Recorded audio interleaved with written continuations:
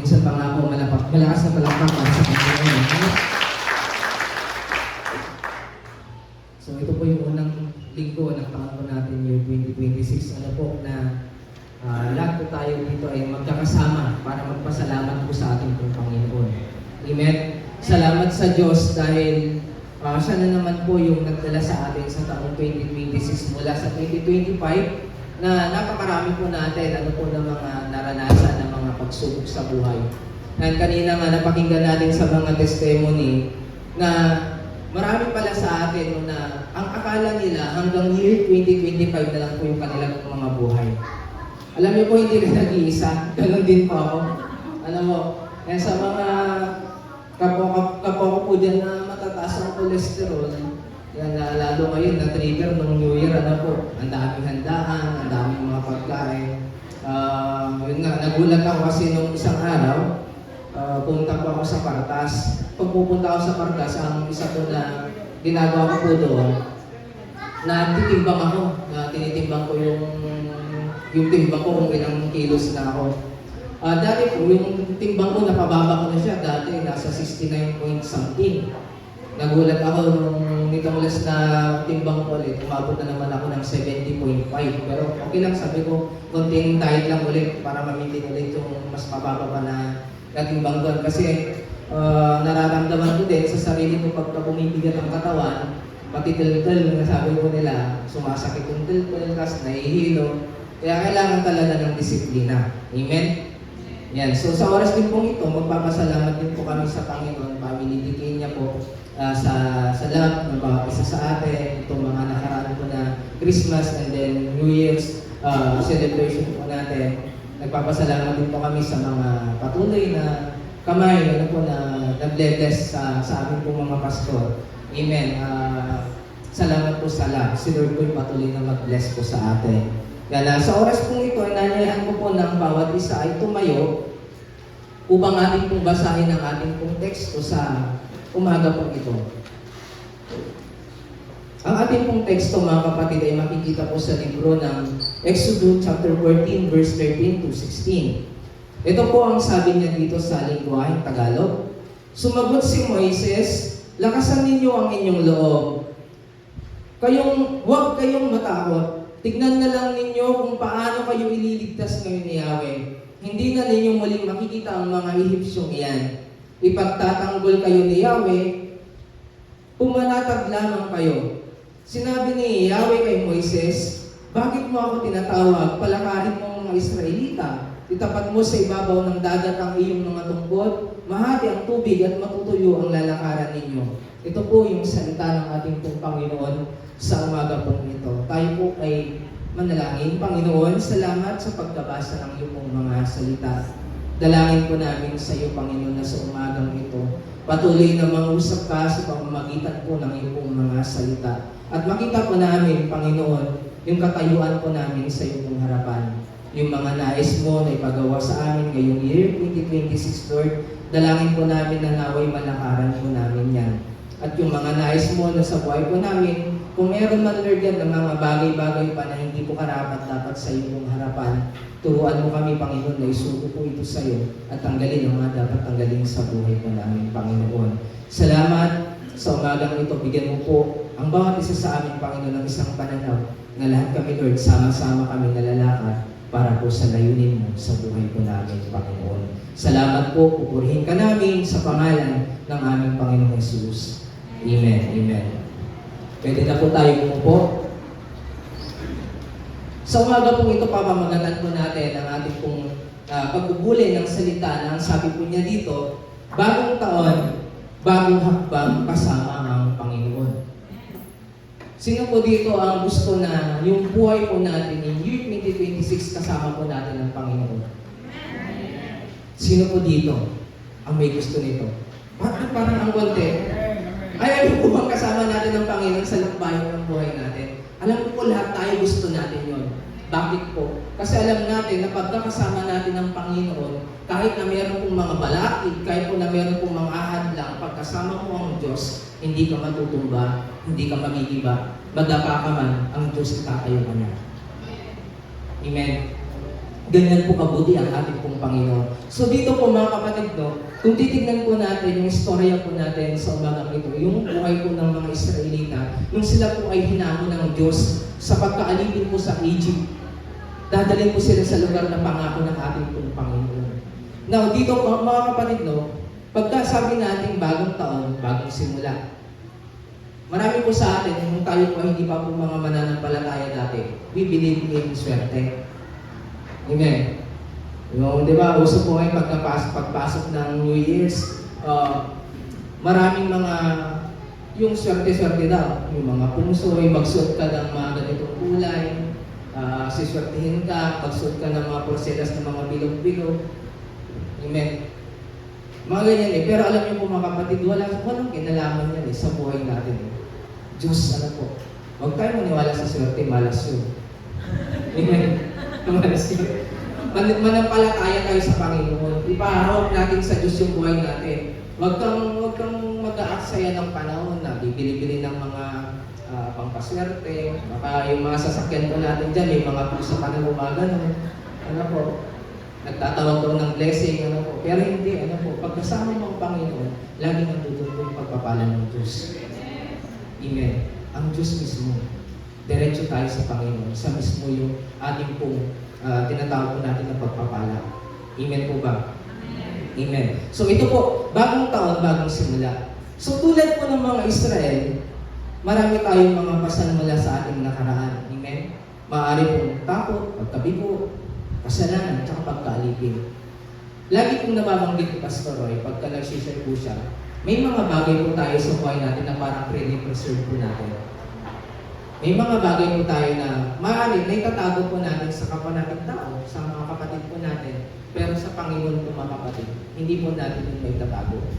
Ang gusto ng Panginoon sa umaga po ito, maging paalala sa atin na ano nga ba yung mga binibitbit pa po natin sa buhay natin, na maaaring ito yung nagiging hadlang para lumago yung pananampalataya natin. Yung mga bagay na ito po yung gusto po ng Panginoon, na isuko natin sa Kanya. Hindi ko po pwedeng sabihin o i-pinpoint na ikaw ganito ka, ikaw ganito ka. Gawin po kayo sa akin. Si Lord lang po yung nakakakita sa atin. Pero alam ko po mga kapatid mo, bawat isa sa atin, hindi pa tayo perfecto. Amen. Lumalakad pa rin tayo sa mundong makasalanan na kung titignan natin, halos araw-araw, maaari tayong matangay ng kasalanan ng mundong ito. Pagbukas mo pa lang ng social media, ang aga-aga, nakikimarites ka na. Di ba? Kumbaga sa atin, marami pa na mga bagay na gusto ng Panginoon isuko natin sa Panginoon. At sayaan natin na sa araw na ito maging paalala sa atin na tayo po mga kapatid ay makbang po sana sa taong 2026 na kasama natin ang Panginoon. Amen po ba? So sa kanilang dinaraanan, meron po yung dagat na pula. Sa kanilang likuran, nandiyan po yung hukbo ng mga Egyptian na humahabol po sa kanila. Sabi niya dito mga kapatid, sa panahon natin ngayon, maaaring mga pagsubok o desisyon o kinabukasang walang katiyakan, yan yung mga maaaring humahadlang sa ating mga buhay. Alam niyo po, nung binabasa ko kagabi itong istorya po ng mga Israelita, nang sila po ay tumatakbo at hinahabol po ng mga Egyptyo, wala silang ibang daan madadaanan. Dumating pa po yung time na sinisi nila si Moises, hindi po ba kung babasahin natin itong Exodus chapter 14, ikaw naman kasi Moises, sinabi na namin, wag mo na kaming dalhin dito, okay na kami dun eh. Nakakakain kami ng mga pipino, nakakakain kami ng mga sibuyas, nakakain namin yung gusto namin ngayon, hinahabol kami ng mga Egyptyo. Moises, kulang pa ba yung libingan dun sa Egyptyo? Kaya dinala mo kami dito. Andun yung pagsisisi, ano po? Sinisi pa rin po nila si Moises, mga kapatid. Pero sa kabila po nun, ano po yung tugon po ni Moises? Ang sabi ni Moises sa kanila, huwag kayong matakot. Alam niyo po mga kapatid, no, hindi may iwasan. Kahit sabihin mo, ikaw pang pinakamatapang sa buong mundo, meron at meron kang katatakutan sa buhay mo. Pero sa kabila ng takot na yun, huwag mong paghahariin ang takot na yun. Paghariin mo yung pananampalataya mo sa Panginoon. Ngayong year 2026, hindi natin alam. Hindi po tayo magaling mag-predict. Ano po, hindi naman tayo manghuhula na siguro ngayong January na ito, baka may problema. Hindi mo mababasa eh. Si Lord lang yung may alam. Alam niyo po mga kapatid, no? yung kinabukasan maaari magdala sa atin po ng takot. Pero hayaan mo na yung takot na yan. No? Huwag mo hayaan na yan, gamitin niya ng kaaway para hindi ka magpatuloy sa buhay. Huwag mo hayaan mga kapatid na yung takot na meron ka, yan yung hawak sa buhay mo. Nung mga nakaraang buwan, nagkaroon ako ng takot, ganun pala pag may sakit ka. Yung first time mo na parang heart attack, ma-atake ka. Grabe. Nagkaroon din pa ako ng takot na pagka sumasapit po yung gabi, mayroon parang pumapasok sa isip ko na gabi na naman. Parang di ako makatulog, baka atakihin na naman ako. Iniisip ko, walang iniisip ko minsan, walang magsusundo sa amin pag once na inatake ako, wala kaming kapamilya dito. Iniisip ko, kunin ko yata yung number ni Brother Romit na masipag ito pagka in case na emergency, siya yung una kong tatawagan. Ganun may tama. Pero alam niyo po mga kapatid, habang natatakot pala tayo, mas lumalala yung nararamdaman natin sa buhay. Kaya alam niyo po mga kapatid, ginawa ko sabi ko, Lord, ikaw na pong bahala. Yung takot ko palitan mo ng pananampalataya. Awa ng Panginoon, sabi mo nga po ng mga kapatid, sa tulong ng Panginoon ngayon, nakatayo pa rin naman po tayo. Amen. Sabi ko nga, pag andun ka talaga sa time na meron kang mabigat na problema, madaling sabihin minsan sa atin na, kaya mo yan. Pero pag ikaw po yung andun sa may sitwasyon, parang ang hirap tumayo. Kaya tawag dito, na nakikita ko yung buhay ko din kay Sister Rowena, yung sinabi niya kanina, na ito na yung araw.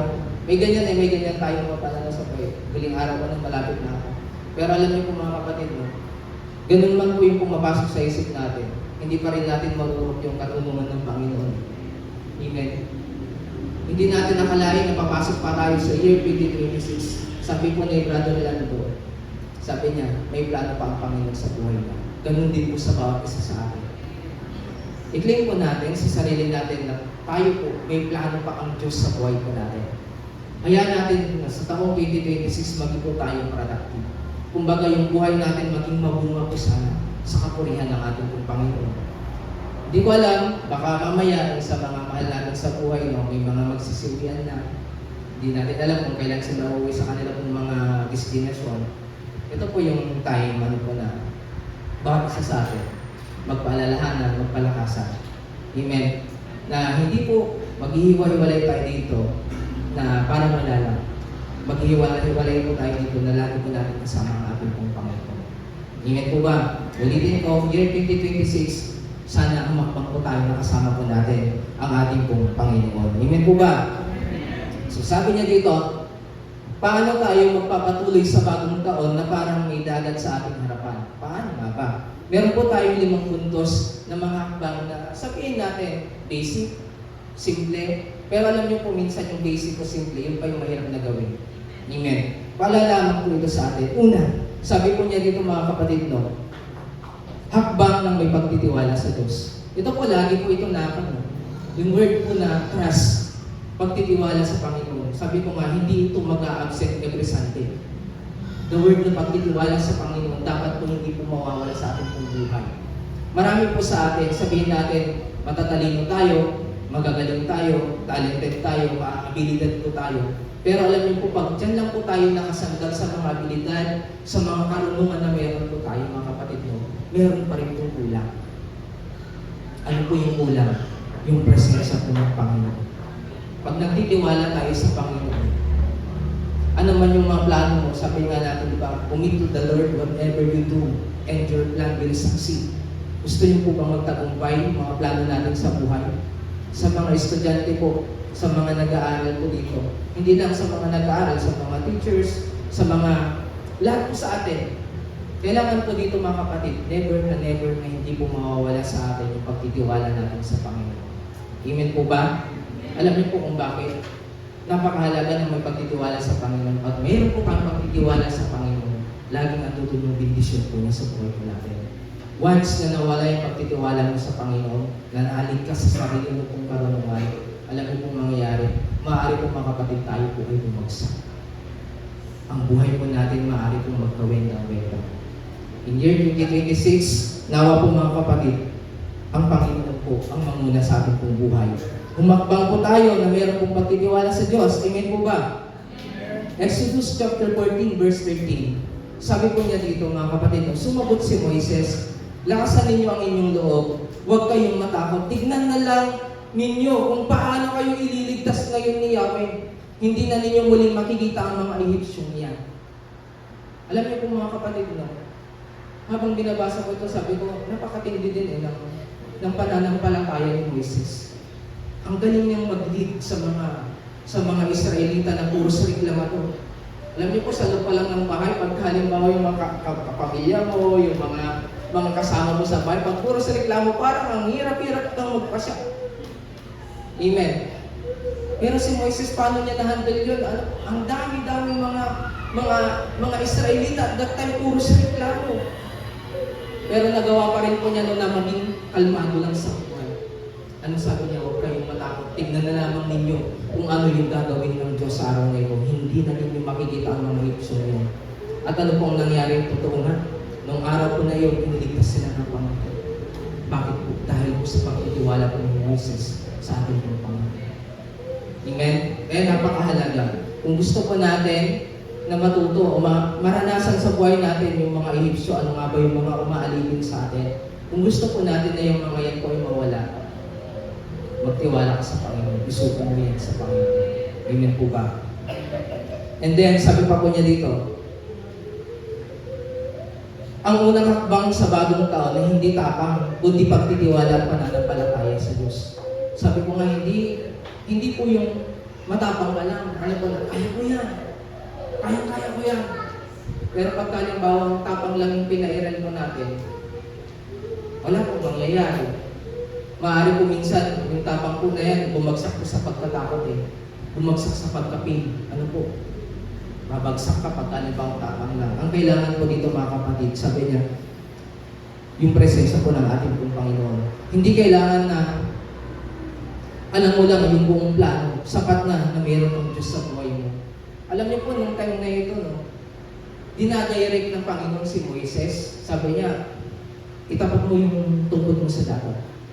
Mahahating dagat, makakadaan kayo.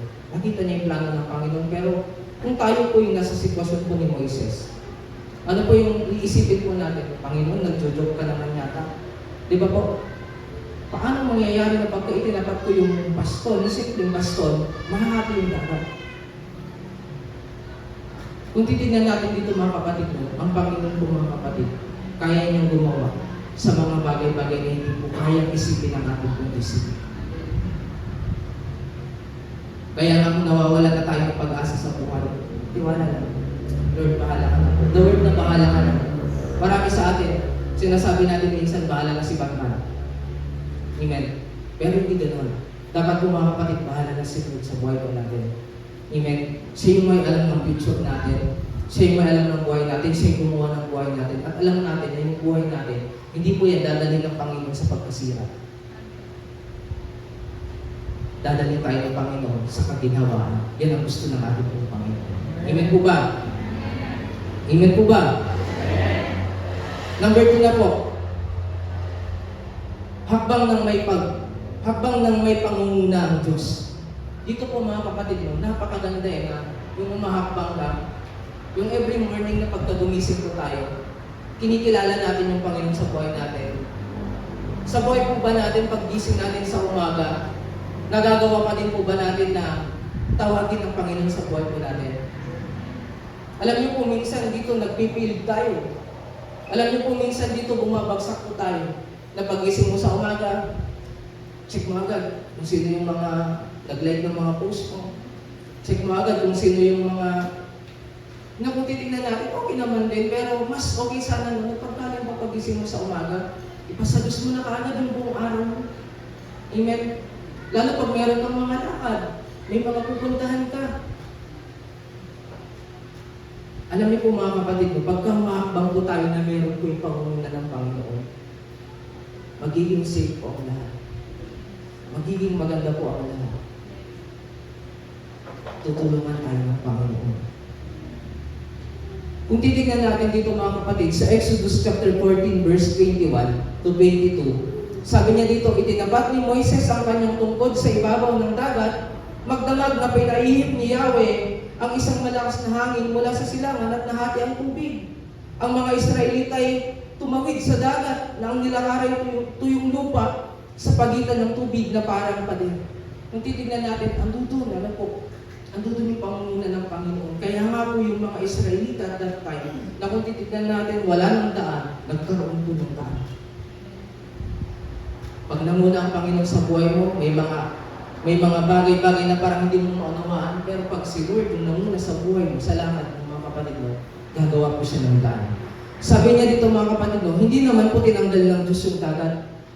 Amen. Hindi niya tinanggal yung dagat na biglang nawala yung dagat para makatawid kayo. Hindi, ang ginawa po ng Panginoon, hinawi po niya. Hinawi po niya sa gitna na doon nakadaan po yung mga tao, yung mga Israelita. Sa buhay po natin mga kapatid, sabi niya dito, minsan hindi tinatanggal ng Diyos yung mga problema, kundi binibigyan tayo ng daan sa gitna nito. Kagabi, habang binabasa ko binubulay-bulay ko yung kwentong ito, biglang may pumasok sa isip ko, sabi ko, wala man lang bang naglakas loob sa mga Israelita nung hinahabol sila ng mga Ehipsyo? Lumawi na tayo! Yun yung iniisip ko bakit kaya hindi nila naisip na lumangoy na lang? Kasi minsan sa atin, pag nagpapanik tayo, di ba gagawa tayo ng paraan ng sarili nating paraan. Pero sila po mga kapatid, siguro sa sobrang panik nila, hindi na nila alam gagawin po nila. Pero sa gitna ng panik po pala na yun, ang Diyos po makagagawa po ng paraan. Hindi, tinignan ko, bakit kaya walang naglakas ng loob na lumangoy para tumawid po dun sa dagat na pula? Alam niyo po mga kapatid, ilang taon po na inalipin po ng mga Ehipsyo yung Israel. Maalala niyo po? Ilang taon po? 430 years. Nasa may, ito, Exodus chapter 12 verse 40. Sabi niya doon, nanirahan ng mga Israelita sa Ehipto ng 430 taon. Kung titignan natin, napakatagal pala na inalipin sila ng mga Ehipsyo. Kaya dito, habang tinitignan ko, bakit walang naglakas loob na lumangoy? Ano po? Andudun pala sila sa desierto. Siguro hindi sila nakapag-practice na lumangoy lang. Kasi puros desierto. Joke lang po yan. Yan. Kung dito po mga kapatid, makikita natin, hindi tinatanggal ng Diyos yung problema, kundi binibigyan na tayo ng daan sa gitna po doon. And then, sabi niya, ang daan ay dumaan sa gitna ng dagat, hindi po doon sa paligid, ano po? Sa gitna.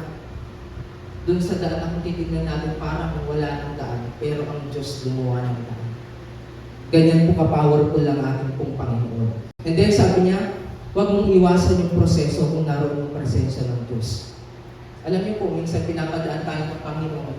Meron siyang proseso para makalagpas tayo sa mga problema natin, mga suliranin natin sa buhay. Padadaanin niya tayo sa proseso na yun para makita po natin yung kapangyarihan ng Panginoon. Makita natin yung kahinaan natin, mahina tayo doon. Pero dahil sa Panginoon, nakayanan po natin. Ganyan po ba? Pinapakita doon na tayo, yung kakayanan po natin, limited lang. Pero yung kakayanan ng Panginoon, unlimited po yan. Si Lord po yung powerful na Diyos na pinaglilingkuran natin. Amen po ba? Amen. And then, pangatlo na po mga kapatid, habang ng may pagsunod. Ito po mga kapatid, habang ng may pagsunod sa Diyos. Sabi niya doon sa Exodus chapter 14, verse 15 to 16, sinabi ni Yahweh kay Moises, bakit mo ako tinatawag? Palakarin mo mga Israelita. Itapat mo sa ibabaw ng dagat ang iyong tungkod at mahahati ang tubig at matutuyo ang lalakaran ninyo. Dito po mga kapatid, ipinapakita po dito na hindi sapat yung panalangin lang kung walang pagsunod. Marami sa atin, pray tayo ng pray. Pero minsan, parang ang hirap sumunod sa kalooban ng Panginoon. Amen po ba? Totoo po yan. Sana po, in year 2026, sana mga kapatid magkaroon pa po tayo ng desire na sumunod sa ating pong Panginoon. Alam niyo po, nakaka-bless for God's glory, ano po, kay Ma'am Jocelyn, nung desire talaga niya, ano po, hindi ko itinataas yung bangko ni Ma'am Jocelyn. nakikita ko yung puso niya. Nakikita naman natin no? Na eager talaga merong eagerness. Meron talagang puso na sana yung bilang kasi nakikita din po namin every Saturday, minsan lang po yun, every once a month lang po yata, di ba, yung women's fellowship dito sa church. Kahit di pa ako women's, pumunta po ako. Alam niyo po na, sabihin na natin, nakakaloko. Kasi may time, marami na yung lima.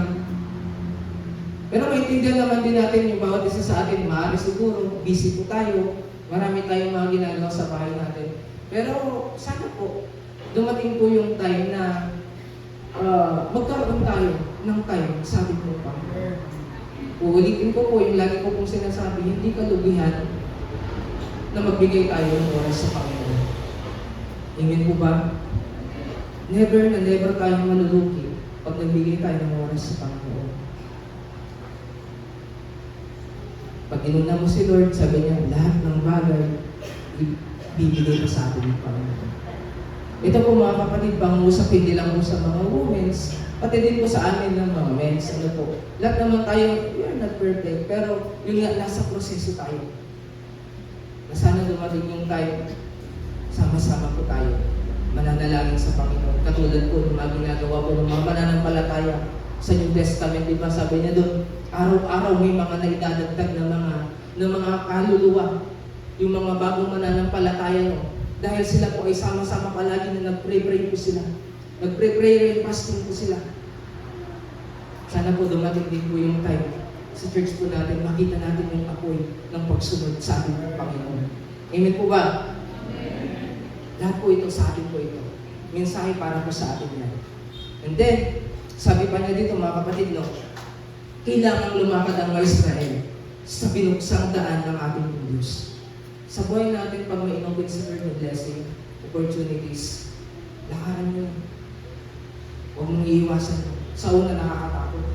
Kasi, ikaw ba naman lalakad ka sa dagat na nakakit? Safe kaya. Baka naman biglang pag tumawid ako dyan, matutumba. Alam niyo po, pag si Lord yung gumawa ng isang way, para po sa atin, nakakatakot sa una, pero kung titignan natin, ang yung tunay ng biyaya. Noong araw na yun, doon po nalasak ng mga Israelita yung pakiramdam ng tunay na kalayaan. Noong araw na yun, gumawa ng Diyos na yung mga tao na umalipin po sa kanila ng napakahabang panahon. Ginawa ng Diyos kasi sila po pinalubog po doon sa dagat pula. Nakita po nila yung kapangyarihan ng Diyos. Hindi sila yung lumaban, pero ang Diyos yung lumaban para sa kanila. Minsan pa, sana po, magising pong muli sa atin yung pagsunod natin sa ating Panginoon. Pang-apat na po mga kapatid, hakbang ang may paglimot sa nakaraan. Alam niyo po mga kapatid, lahat po tayo, meron po tayo mga nakaraan na hindi na magandang balikan. Meron din namang mga nakaraan na pag binabalikan natin, napapalakas tayo, napapangiti tayo, napapa-smile tayo. Pero meron pong mga nakaraan sa buhay natin na maaari po parang bangungot na kung maaari, huwag na natin pong binabalik-balikan pa.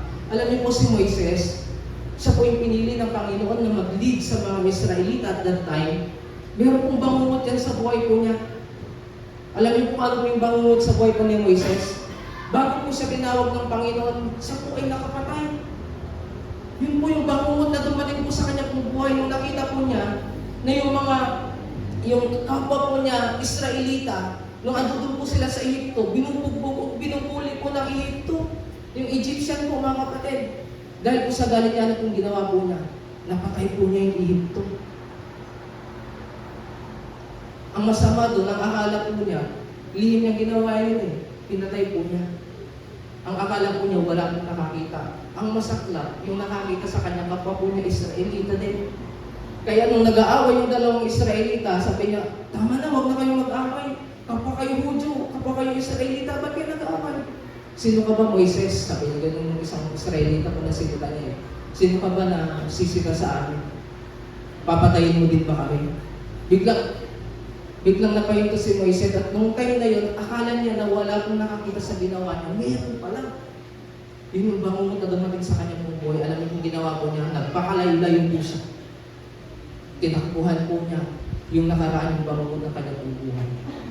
Pero alam niyo po mga kapatid, sa kabila po no, na meron pong bangungot sa kanyang buhay, siya pa rin pala yung pipiliin ng Panginoon para maghahango sa mga Israel papunta po sa pangakong lupa ng ating Panginoon. Alam niyo po mga kapatid, kung babasahin natin yung Biblia, hindi na yung binalik-balikan pa ni Moises nakapatay ako, Lord, hindi ako karapat-dapat. Alam niyo po, isang bagay lang yung nakikita niya, hindi daw siya magaling magsalita. Kaya pag may pinag-utos sa kanyang Panginoon, lagi niyang dahilan, hindi ako magaling magsalita. Sa buhay po natin mga kapatid, no? Sabi ko nga dito, turuan natin yung sarili natin, nakalimutan yung nakaraan. Yung mga pangit, amen, yung mga hindi nakakatulong, yung mga nakakabigat sa atin, mag-move na po tayo. Amen? Makaranas ka ng sakit ng loob, magpatawad, magpatuloy, amen, sumunod sa Panginoon. Yun po yung gusto ng ating pong Diyos. Ang Diyos ay hindi lang nagliligtas, siya din po yung Diyos na nagpapalaya. Nung araw ko na yung mga kapatid, naranasan nila yung tunay na kalayaan. Sabi ko nga kanina, hindi sa pamamagitan ng kanila pong kamay na nakipaglaban sila. Ipinaglaban sila ng ating pong Diyos. At sa buhay natin, mga kapatid mo, handa ang Panginoon na iligtas tayo at palayain sa mga bagay-bagay na umaaligid po sa ating buhay. Panghuli na po mga kapatid, panglima, hakbang ng may pagsamba sa Diyos. Ito po yung wag na mawawala sa atin. Yung lagi nating papupurihan ng Panginoon sa buhay natin. Ano po? Sa pighatiman, sabi ng kanila, sa pighatiman, sa kalambutan man, sa pagpapala man, lagi po sana natuloy po yung pagsamba natin sa Panginoon. Sabi niya po dito sa Exodus chapter 15 verse 1, ito ang inawit ni Moises at ang mga Israelita para kay Yahweh. Itong si Yahweh ay aking aawitan sa kanyang kinamtang dakilang tagumpay. Ang mga kabayo at kawal ng kaaway sa pusod ng dagat, lahat ng tabunan. Dito po mga kapatid sa buhay natin, sabi ko nga, pagpasok natin ngayong year 2026, lahat ng tagumpay na makakamtan natin, laging sa Diyos ang papuhay. Amen po ba? Amen. Amen po ba? Amen. Kasi si Lord po mismo yung nagbigay ng mga pagpapala, mga tagumpay na yan para po sa ating buhay. At karapat dapat lamang po na kilalanin natin ang ating pong Diyos sa ating pong buhay. Ang tamang tugon sa tagumpay ng Diyos ay pasasalamat at pagsamba. Habang nire-raise up ka ng Panginoon, huwag na mawawala sa iyo na sumasamba ka sa ating pong Panginoon. Huwag nating aalisin sa buhay natin ng pagsamba at pagpapasalamat sa ating pong Panginoon. So dito po, ito pa magtatapos. Ngayong bagong taon, humakbang ng may pagtitiwala sa Diyos. Humakbang ng may pangunguna ng Diyos at humakbang ng may pagsunod sa Diyos. Humakbang ng may paglimot sa nakaraan at humakbang ng may pagsamba sa Diyos. Nawa po, pagpasok natin sa year 2026, marami man tayong madaanan, matalisod lang po tayo. Nawa po, humakbang pa din po tayo, nakasama natin ang Panginoon. Magandang umaga po, pagpalain tayo ng ating mga Diyos. God bless us all po. Binibigay ko po kay Pastor.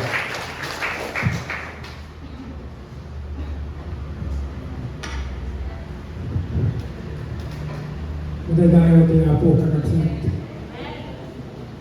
Talagang general training para Amen. Nakapakaroon kakasat. Nakadalos kayo. Amen. Yung daldalusan na tayo lang pati ako. Pagpakita na lang ka, pwede din masabi mo nga may dilit. Basta, mo yung karapsat na kisla. Hindi rabi ito yung biyernes. Pwede. Paralisto. Luktak data rito. May mali. Ada sumabak na mali. Madadali yung usok. Kagayang na hanga na karwala po sa hindi mamaragot tayo dito hindi katutawag siguro. At po sa nga na-regopan, awan pagwaranan. Kaya dahil madingamot, dahil rabit na. Agsawar kami, Celine.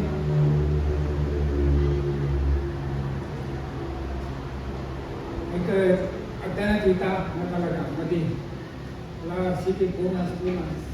Ka, anong tissue, anong lupot, naiigil na. Hindi gawin kami. Dalata. Naglugar ako di tawag tayo doon pa. Marinawan doon si Mading Ahod na. Mayak ti Algao sa birthday prayer meeting. Nagsawra man na yun. Ang nakakita ti doon nakadisko, talo. Kailangan sa likod. Si Matina na tibangkad. Nabasay di iruan na ng kaputi bayag na tibangkad. Kaya